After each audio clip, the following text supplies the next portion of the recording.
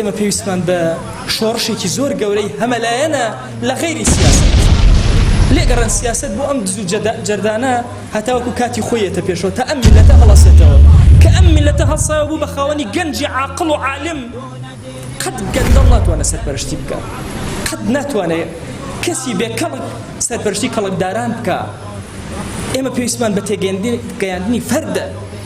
دەرچوونە لە بازنەی تەحەزوب ئەبێ وەکو گەلێک بیرکەینەوە میلەتێک هەموو یەکمان بوێ بیرکەینەوە چۆن وڵاتەکە ئاوادان ئەکەینەوە چۆن ئایندەی ئەم وڵاتە بەرەو پێشە بین چۆن خزمەت ئەکەین چۆن دینداریمان جوانەکەین لە مزگەوتا پێکەوە شان بە شانی یەکتر هەموو پێکەوە هەنگاو بنین هەموو شتێک لەم وڵاتە لەوە ئەچێ بفەوتێ ئەم دینداری و ئەهلی مزگەوتە نافەوتێ ئەمەن بەقای میلەت ئەمەن ئایندە شۆڕشێکی کۆمەڵایەتی شۆڕشێکی اقتصادی شۆڕشێکی عەقڵی